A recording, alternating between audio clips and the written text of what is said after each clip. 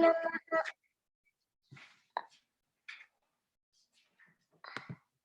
अतः श्री विष्णु सहस्रनाम स्तोत्रम्।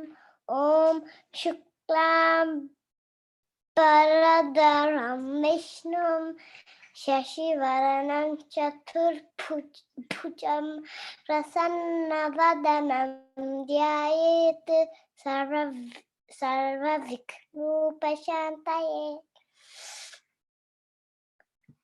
व्यासं वसिष्ठनप्तारं शक्तेः पौत्रमकल्मषं पराशरात्मजं वन्दे शुकतातं तपोनिधिम्।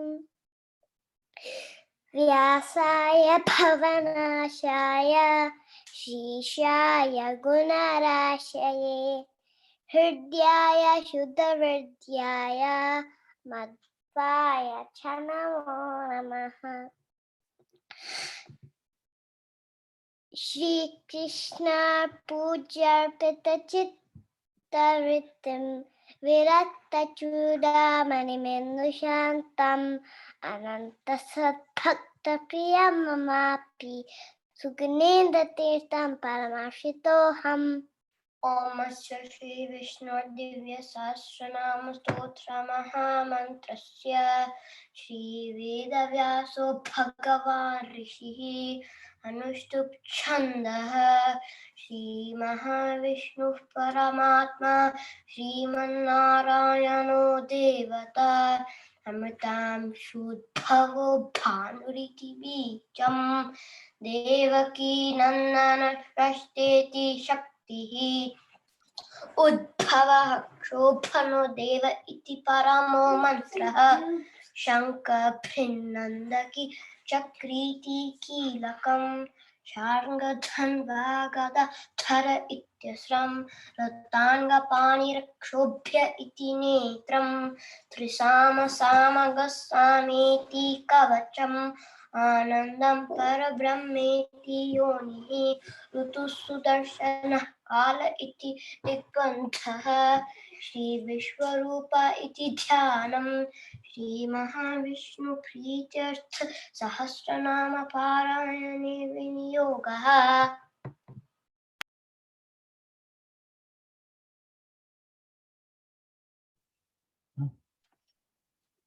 ओम नमो भगवते वासुदेवाय। शान्ताकारं भुजगशयनं पद्मनाभं सुरेशं विश्वाधारं गगनसदृशं मेघवर्णं शुभांगं लक्ष्मीकान्तं कमलनयनं योगिहृदयानगम्यं वन्दे विष्णुं भवभयहरं सर्वलोकैकनाथम्। ओम नमो मनः। ओम नमो भगवते वासुदेवाय। ओम विश्वाय नमः। ओम विष्णुर्वषट्कारो भूतभव्य भवत्प्रभुः भूतकृद्भूतभृद्भावो भूतात्मा भूतपावनः भूतात्मा परमात्मा च मुक्तानां परमा गतिः अव्यास्पुरुषः साक्षी क्षेत्रज्ञोऽक्षर एव च योगो विदान्वेता प्रतात पुरुषेश्वरः नारसिंहवपुः श्रीमान् केशवः पुरुषोत्तमः सर्वशिवस्तानुर्भूतादिद्वितीयव्ययः सम्भवो भावनो भर्ता प्रभवः प्रभुईश्वरः स्वयंभूष शम्भुरादित्यः पुष्कराक्षः महास्वनः अनादिनिधनो दाता विधाता दातुरुत्तमः अप्रमेयो ऋषिकेशः पद्मनाभो प्रभुः विश्वकर्मा मनस्त्वस्ता स्तविष्टस्तविरो ध्रुवः अग्लायस शाश्वतस कृष्णोर लोहिताक्षः प्लदर्थनः प्रभुत्लस्त्लिक कुब्धाम पवित्रं मंगलम पलम ईशानः प्लानदः प्लानो ज्येष्ठश्लेष्ठः प्रजापतिः हिरण्यगर्भो भूगर्भो माधवो मधुसूदनः ईश्वरो विक्रमी धन्वी मेधावी विक्रमः क्रमः अनुत्तमो दुराधर्ष कृतज्ञः कृतिरात्मवान् सुरेश शरणं शर्म विश्वरेताः प्रजाभवः अहत् संवत्सरो व्यालः प्रत्ययः सर्वदर्शनः अजः सर्वेश्वरः सिद्धः सिद्धिः सर्वादिरच्युतः वृषा कपिरमेयात्मा सर्वयोगविनिस्रतः वसुर्वसुमना सत्यः समात्मा संवितः समः अमोघः पुण्डरीकाक्षो वृषकर्मा वृषाकृतिः रुद्रो बहुशिरा बभ्रुर्विश्वयोनिश्शुचिश्रवाः अमृतः शाश्वतस्तानुर्वरारोहो महातपाः सर्वगः सर्वविद्वानुर्विश्वक्सेनो जनार्दनः वेदो वेदविदव्यङ्गो वेदांगो वेदवित्कविः लोकाध्यक्षः सुराध्यक्षो धर्माध्यक्षः कृताकृतः चतुरात्मा चतुर्व्यूहश्चतुर्दंष्ट्रश्चतुर्भुजः ब्राजिष्णुर्भोजनं भोक्ता सहिष्णुर्जगदादिजः अनगो विजयो जेता विश्वयोनिः पुनर्वसुः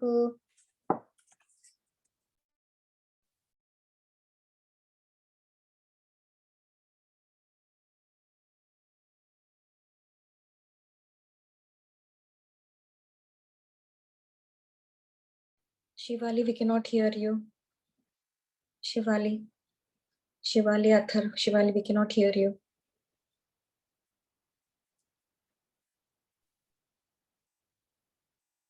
Try saying something. We still can't hear you.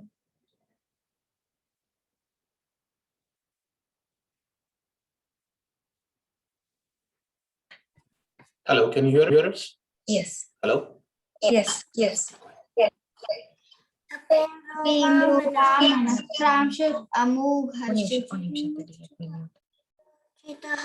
अतीन्द्रिय संग्रह सर्गो चितात्मा नियमो यमः वेदो वेद सदा योगी वीरः माधवो मधुः अतीन्द्रियो महामायो महासाहो महाबलः महाबुद्धि महावीर्यो महाशक्ति महाद्युतिः अनिदेशवपुर्षीमान् अमेयात्मा महादृढक मही श्वासो महीपता सन्निवाच श्रीनिवाच सतांगतिः अनिरुद्ध सतानंदो सुरानंदो गोविंदो गोविदांपतिः Marichirdamano Hansa Suparno Bhujagotamaha Hiranyavasutapah Padmanabhav Prajapatihi Amrita Sarvadrik Simhas Sandata Sandiman Stiraha Ajo Dharma Marsana Shasta Vishrutatma Surariha Guru Tanudana Satya Satya Parakramaha Nimisho Nimishashragvi Vachaspatiruda Radihi Agranir Ramani Shriman Yayo Neta Samiranaha Sahasramurda Vishwatma Sahasrakshas Sahasrapa आवर्तनो निवृत्तात्मा संवृतः संप्रमर्दनः अह संवर्तको वह्नरनिलो धरणीधरः सुप्रसादः प्रसन्नात्मा विश्वधृग् विश्वभुग् विभुः सत्कर्ता सत्कृतः साधुर्जनहर्नारायणो नरः असंख्येयो प्रमेयात्मा विशिष्टशिष्टकृच्छितिः सिद्धार्थः सिद्धसंकल्पः सिद्धितः सिद्धिसाधनः वृषाहि वृषभो विष्णुर्वृषपर्वा वृषोदराः वर्धनो वर्धमानश्च विविक्तश्रुतिसागरः सुभुजो धुर्धरो वाग्मी महेन्द्रो वसुदो वसुः नैकरूपो बृहद्रूपश्चिपिविष्टः प्रकाशनः ओजस्तेजोद्युतिधरः प्रकाशात्मा प्रतापनः रुद्रस्पष्टाक्षरो मन्त्रश्चन्द्रांशुर्भास्करद्युतिः अमृतांशुद्भवो बाणश्चशबिन्दुः सुरेश्वरः औषधं जगतः सेतुः सत्यधर्मपराक्रमः भूतभव्यभवन्नाथः पवनः पावनो नलः कामः कामकृत्कान्तः कामः कामप्रदः प्रभुः युगादिकुत् युगावतो नैकमायो महाशनः अदृश्यो व्यक्तरूपश्च सहस्वजित् अनन्तजित् इष्टो विशिष्टशिष्टिष्ट शिखण्डी नहुषो विष क्रोध वित्कर्त विश्वबाहो महीधवः अच्युतः पतितः पाणो वासवानुजः अभामिधिव तिष्ठान मत्वमतः प्रतिष्ठितः स्कन्दधवो धूर्यो ववनो वायुवाहनः वासुदेवो बृहद्भानु वादिदेवः पुरन्धरः अशोकस्तारणस्तारः शूरः शौर्यजनेश्वरः अनुकूलः शतावर्तः पद्मी पद्मनिभेक्षणः पद्मनाभोरविन्दाक्षः पद्मगर्भश्चरीरभृत् महर्धिरुद्धो वृद्धात्मा महाक्षो गरुडध्वजः अतुलशरभो भीमः समयज्ञो हविर्हरिः सर्वलक्षणलक्षण्यो लक्ष्मीवान् समितिञ्जयः विक्षरो रोहितो मार्गो हेतुर्दामोदरः सहः महीधरो महाभागो वेगवानमिताशनः उद्भव शोभनो देवः श्रीगर्भः परमेश्वरः करणं कारणं कर्ता विकर्ता गहनो गुहः व्यवसायो व्यस्तानः संस्थानस्थानदो ध्रुवः परर्दिः परमास्पष्टः तुष्टः पुष्टशुभेक्षणः रामो विरामविरतो मार्गो नेयो नयोनयः वीरशक्तिमतां श्रेष्ठो धर्मो धर्मविदुत्तमः वैकुण्ठः पुरुषः प्राणः प्राणदः प्रणवः पृथुः हिरण्यगर्भः शत्रुघ्नो व्याप्तो वायुर्दोक्षजः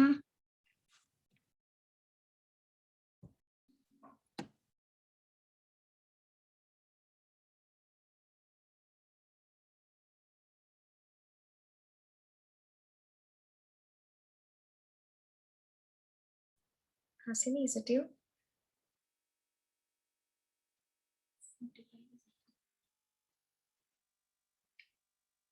अथवा नीना? Yeah, 45 is me. ಸಮರ್ಥ ಹೇಳಾಯ್ತಲ್ಲ ಇವಾಗ.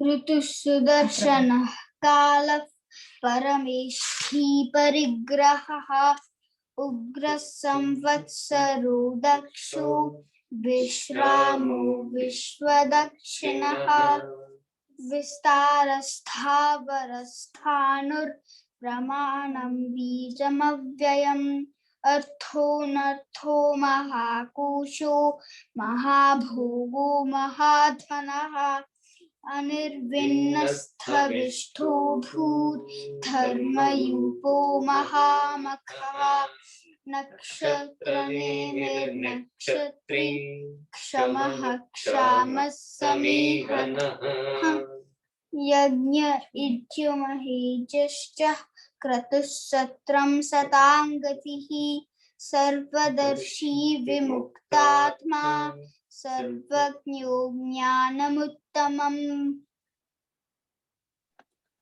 सुव्रतः सुमुखः सूक्ष्मः सुकोशो सुकृतः सुहृत् मनोहरोदिता क्रोधो वीरबाहुर्विदारणः स्वापनो स्ववसस्वी विष्णैकात्मानैककर्मकृत वत्सरो वत्सी रत्नगर्भो धनेश्वरः धर्मकृत् धर्मे सदसत्सरमक्षरम् अविज्ञातसहस्रांशुर् विधाता कृतलक्षणः गभस्तिनेमिः सत्त्वस्तः सिंहो भूतमहेश्वरः आदिदेवो महादेवो देवेशो देवभृत्कुरुः उत्तरो गोपतिर्गोप्ता ज्ञानगम्यः पुरातनः शरीरभूतभृद्भोक्ता कपीन्द्रो भूरि दक्षिणः सोमप्रोमितपः सोमः पुरुजित् पुरुषोत्तमः विनयो जयः सत्यसन्धो दाशार्हः सात्वतां पतिः जीवो विनयिता साक्षी मुकुन्दो मितविक्रमः अम्भो निधिरनन्तात्मा महोदधिशयोऽन्तकः अजो महाभस्वाभाव्यो चित्तमित्तः प्रमोदनः आनन्दो नन्दनो नन्दस् सत्यधर्मत्रिविक्रमः महर्षिः कपिलाचार्य कृतघ्नो मेदिनीपतिः त्रिपदस्त्रि दशाध्यक्षो महाशृङ्गकृतान्तकृत् महावराहो गोविन्दस् सुषेण कनकाङ्गदी गुह्यो गभीर्यो गहनो गुप्तश्चक्रगदाधरः वेदास्वाङ्गोजितः कृष्णो तदस् सङ्कर्षणोच्युतः वरुणो वारुणो विक्षुः पुष्कवक्षो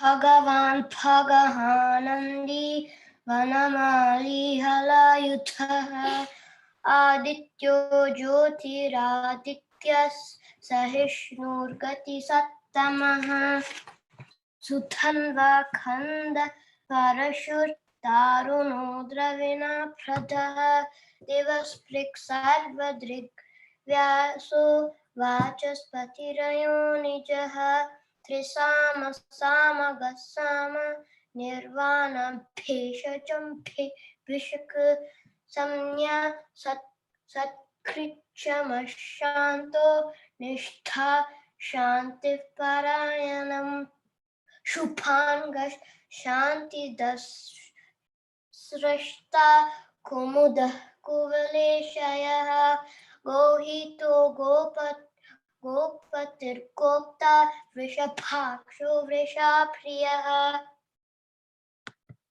अनिवर्ती वृत्तात्मा संक्षिप्त क्षेमकृच्छिवः श्रीवत्सवक्षः श्रीवासः श्रीपतिः श्रीमताम्बरः श्रीधः श्रीशः श्रीनिवासः श्रीनिधिः श्रीविभावनः श्रीधरः श्रीकरः श्रेयः श्रीमालोकत्रयश्रयः स्वक्षस्वङ्गस्तानन्दो नन्द्यज्योतिर्गणेश्वरः विजितात्मा विधेयात्मा सत्कीर्तिः चिन्ह संशयः उदयनः सर्वतः चक्षुः अनीशः शाश्वतः स्थिरः भूषयो भूषणो भूतेर्विशोका शोकनाशनः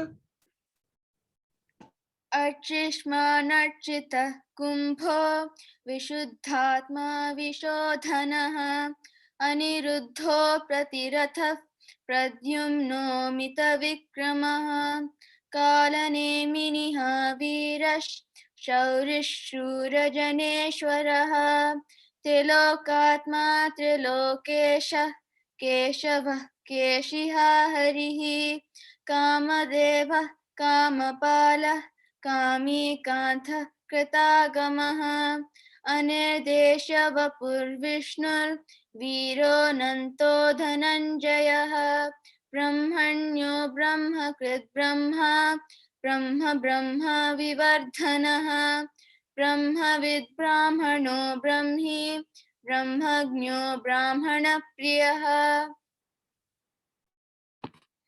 महाक्रमो महाकर्मा महातेजा महोरगः महाक्रतुर्महायज्वा महायज्ञो महाहविः स्तव्यस्तव प्रियस्तोत्रं स्तुतिस्तोतारणप्रियः पूर्णः पूरयिता पुण्यः पुण्यकीर्तिरनामयः मनोजवस्तीर्थकरो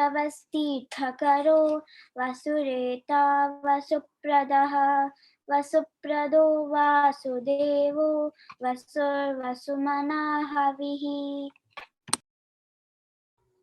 सत्कते सत्कृते सत्ता सद्भूते सत्पारायणः शूरसेनो यदश्रेष्ठः सन्निवाससो यामुनः भूतवासो वासुदेवः सर्वसुनिलयो नलः दर्पः दर्पदो दृप्तो दुर्धरोता पराजितः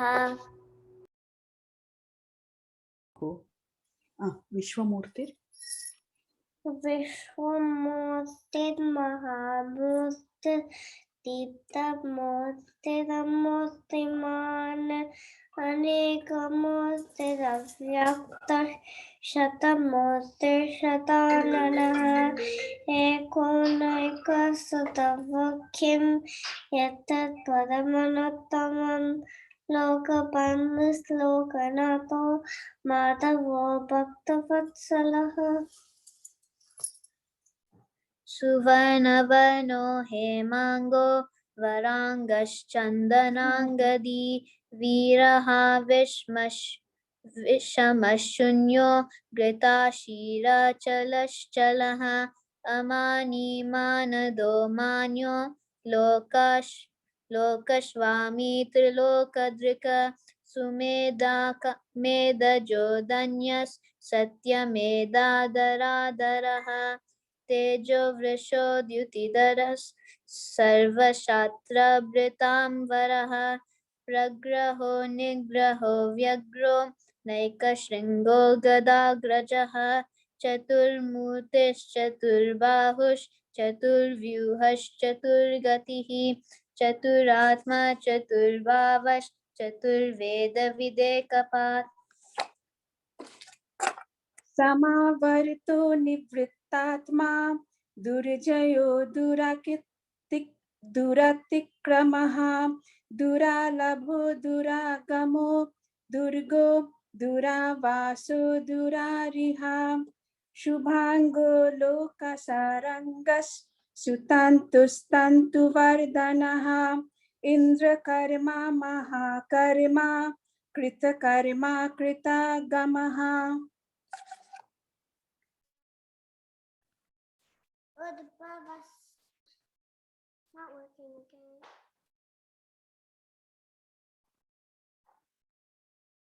Baba, it's not working.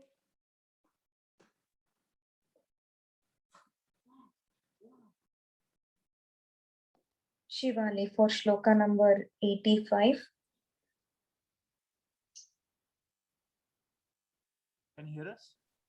Yes.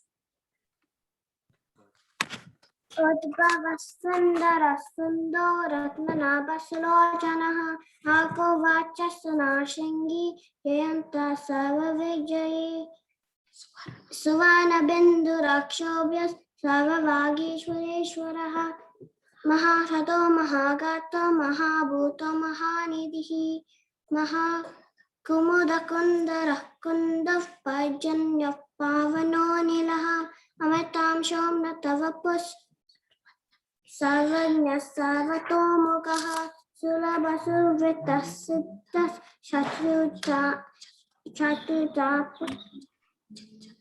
Chatutapa Sulabha Survita Siddhas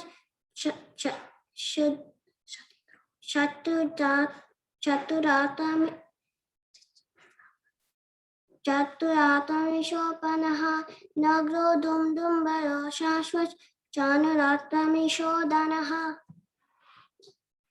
Sahasrati Saptajivas Sapteda Saptavahanaha Amurtiranadochintya Vayakritvayanasanaha Anur Brihat Krishastula Gunabhinirguno Mahan Adrita Swasyaf Pragvam Silversa Vardanaha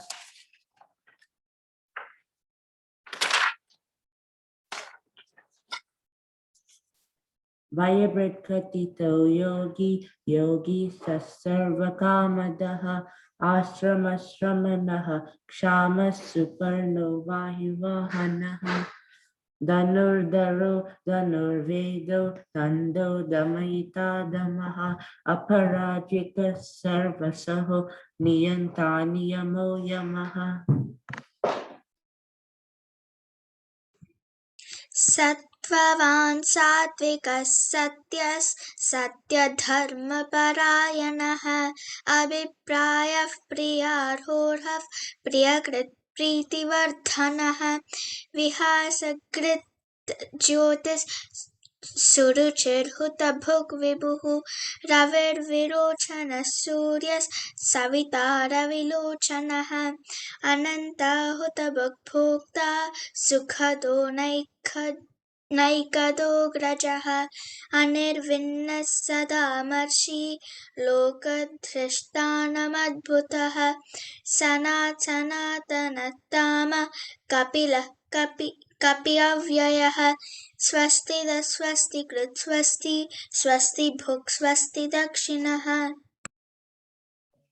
Araudrah Kundali Chakri Vikram Yurjita Shasanaha Shabdatiga Shabda Sahash Shishira Shadvarikaraha Akrura Peshalo Daksho Dakshinah Kshaminam Varaha Vidvattamu Vita Bhayav Punyashravana Kirtanaha Uttarano Dushkritiha Punyo Duswapnanashanaha Viraha Rakshana Santo Jivana Paryavasthitaha Anantarupo Nantashrir Jitamanyurbhayapaha Chaturashlo Gabhiratma Vidisho Vyadisho Dishaha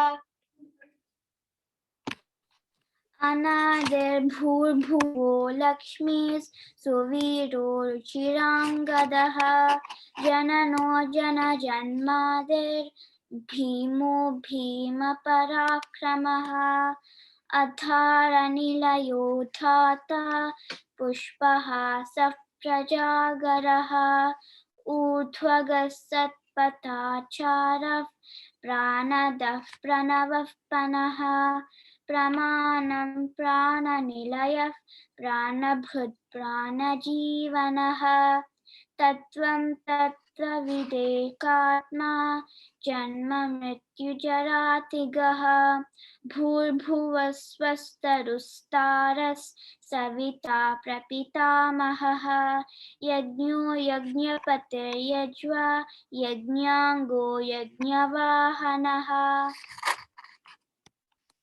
यज्ञभृद्यज्ञकृद्यज्ञी यज्ञभुग्यज्ञसाधनः यज्ञात् कृद्यज्ञगुह्य मन्नमन्नाद एव च आत्मयोनिस्वयं जातो वैखानः सामगायनः देवकी नन्दनः स्रष्टा क्षितीशः पापनाशनः शङ्खबृन्नन्दकी चक्री शाण्गधन्वा गदाधरः रथाङ्गपाणिरक्षोभ्यः सर्वप्रहरणायुधः सर्वप्रहरणायुध ॐ नमः इति वनमाली गदिशाङ्गी शङ्खी चक्री च नन्दकी श्रीमान्नारायणो विष्णुर् वासुदेवोऽभिरक्षतु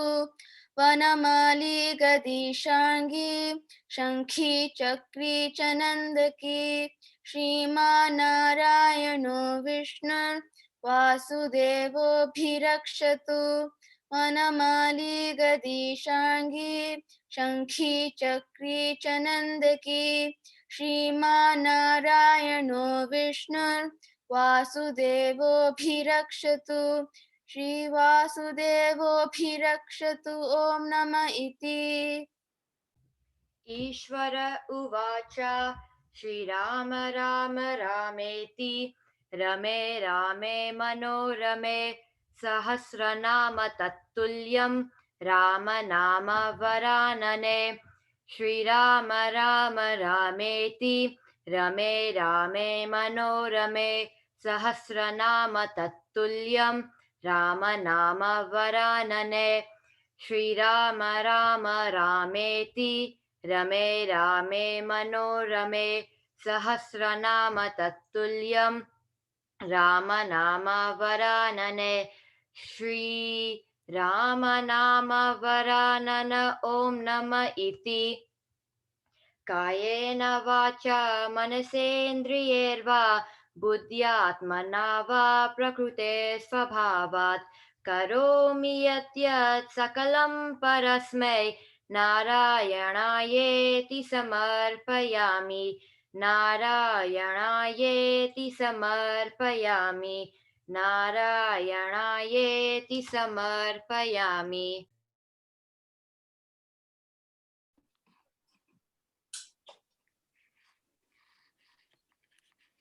इति श्री विष्णु दिव्य सहस्रनाम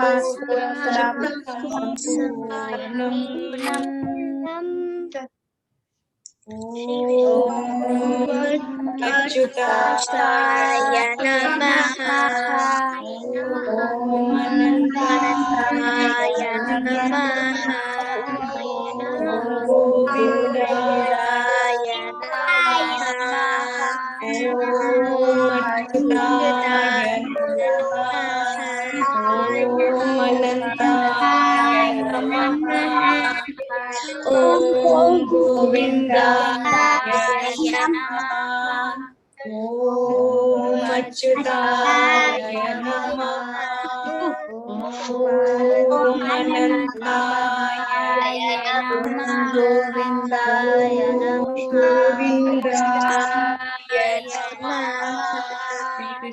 श्रीकृष्णार्पणमस्तु।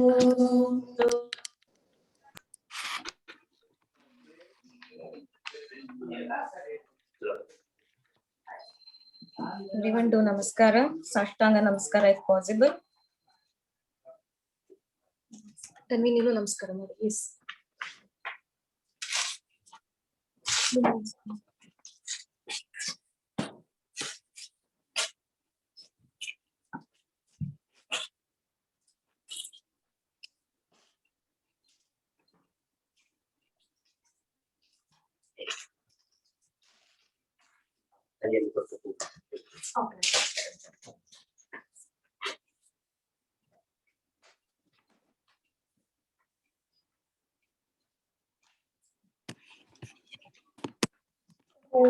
ಅಲ್ಲಿ ಇರಿಸದ ಹಿಂಗ್ ಹೇಳ್ತೀವಿ.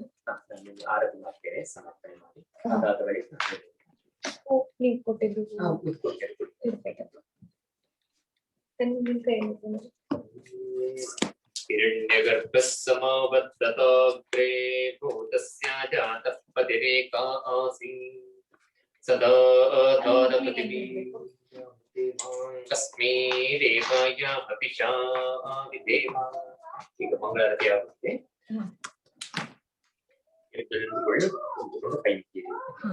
Everyone, at this point of time, you can keep the flower that you've been holding on in front of God. Stand up, and then Acharya will do Mangalarti. At this point of time, everyone, please stand up and do Namaskara with your hands.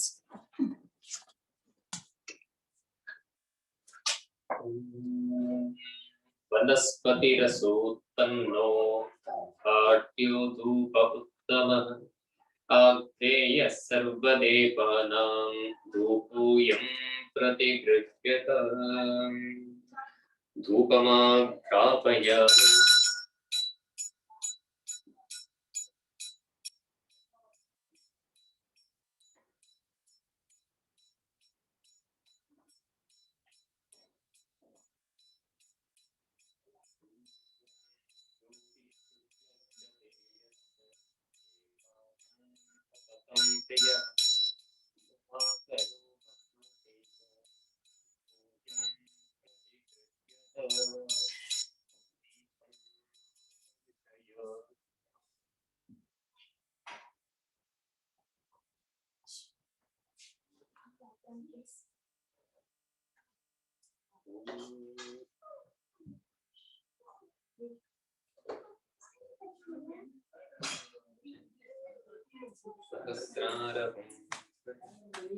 ओम देवस्य सवितुः प्रसवेष्टिनो बाहुभ्यां ओष्णो हस्ताभ्यां देवयत्पाजुष्टं प्रोक्षामि. नैवेद्यार्थे सेवफलानि नारङ्गफलानि च निवेदयामि.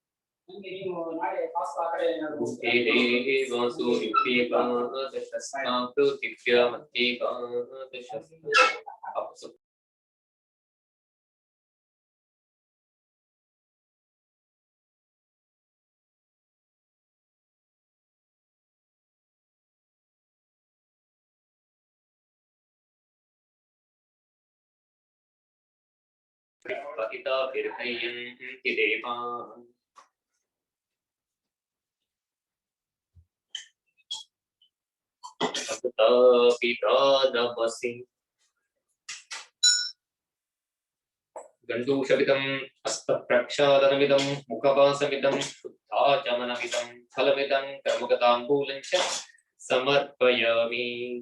नीराजनं दर्शयामि.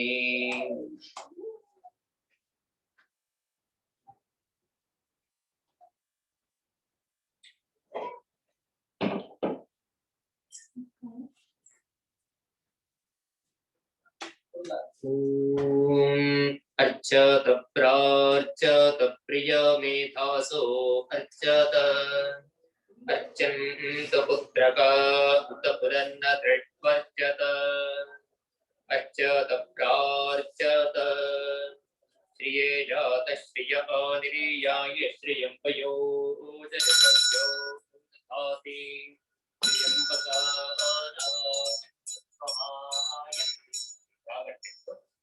श्रियं पदाना यादा विभाव विभद्रो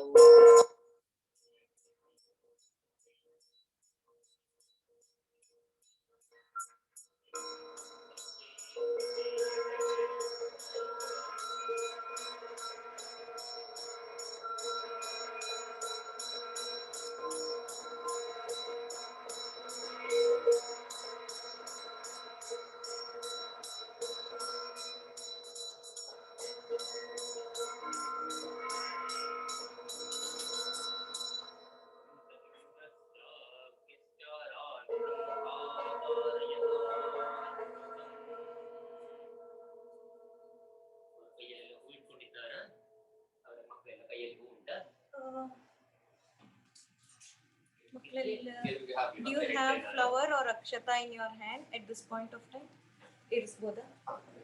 Now. Om Samvatsaroba Apamayatanam Ayatanavan Bhavati Yat Samvatsarasya Yatanam Veda Ayatanavan Bhavati Apo Ve Samvatsarasya Yatanam Ayatanavan Bhavati Ya Evam Veda Yoksunapam Pratishthitam Veda Pratyepatishthati Rajadirajaya Prasakya Sahine Namo Vayam Vaishravanaya Kurmahe Same Kaman Kamakavaya Mahyam Kameshvaro Vaishravano Datato Kuberaya Vaishravadaya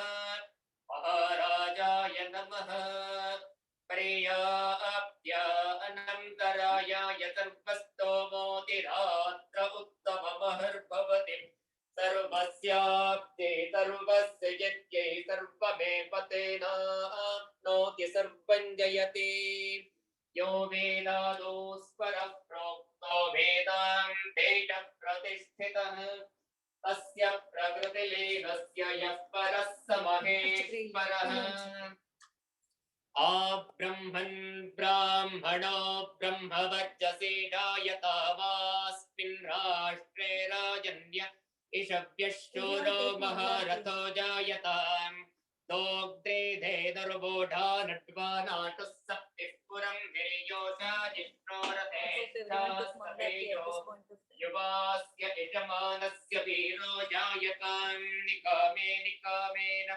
Padyamyo Varishatum Alinyo na Ushadaya Padyam Dayo Gakhevo Nakalpatam Antrapushpam Samarpayami Mangalaradhanam Rattam Ashirvadam Darpanam Chatram Upaye Javare Prasannarghyancha Samarpayami Om Narayanaya Vidmahe Vasudevaya Dhimahi Tanno Vishnu Prachodayat Om Narayanaya Vidmahe Vasudevaya Dhimahi Tanno Vishnu Prachodayat Om Narayanaya Vidmahe Vasudevaya Dhimahi Tanno Vishnu Prachodayat Sangaya Sayudaya Sarvavarana Bhushitaya Saparivaraya Sri Mahavishnave Namaha Prarthayami Namaskaromi Suprasanna Varado Baba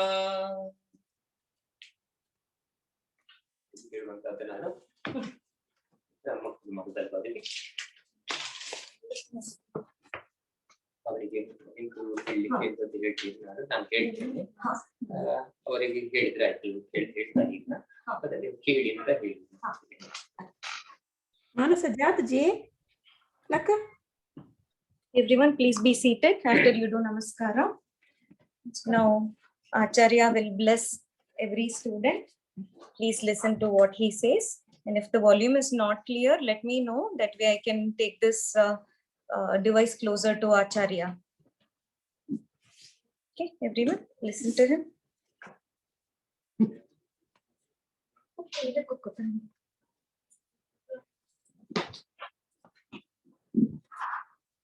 Om Sarvebhyo Devebhyo Namaः Om Sarvebhyo Brahmanebhyo Namaः Namah Sadasaspataye.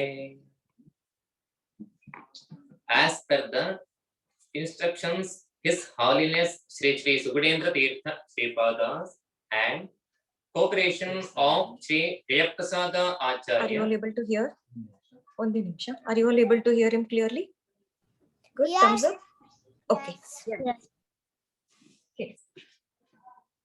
As per the instruction, His Holiness Shri Shri Sukadendra Tirtha Sripadas and cooperation of Shri Jayaprakasha Acharya, Shri Krishna Vrindavana, Atlanta.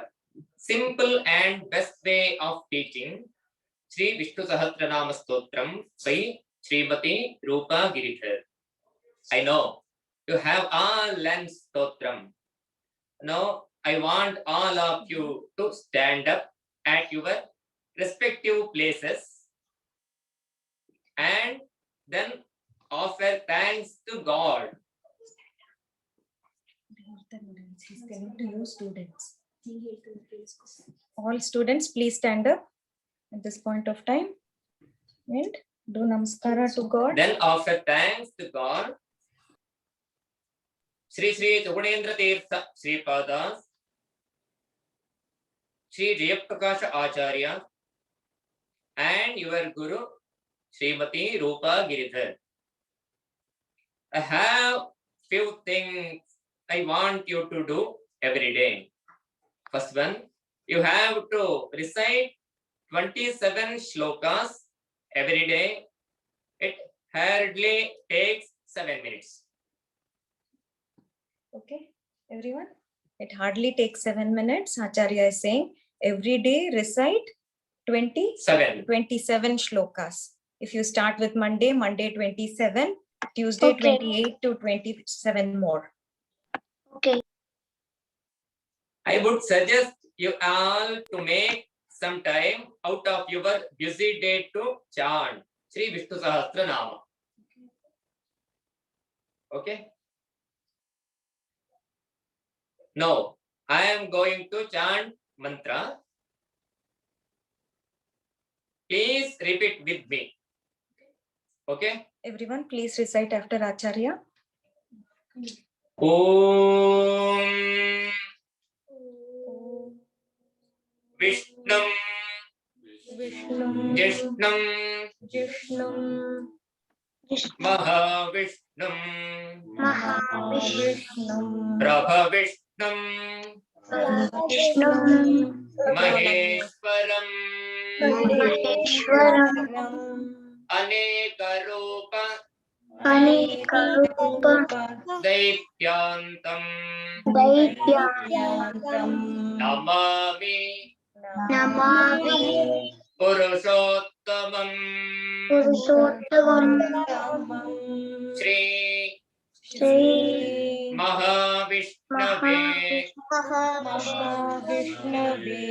Namaha Sarve Bhavantu Sukhinah Sarve Santu Niramaya Sarve Bhadrani Pashyanto Ma Kaschit Dukkhamapnuyat Om Tat Sat.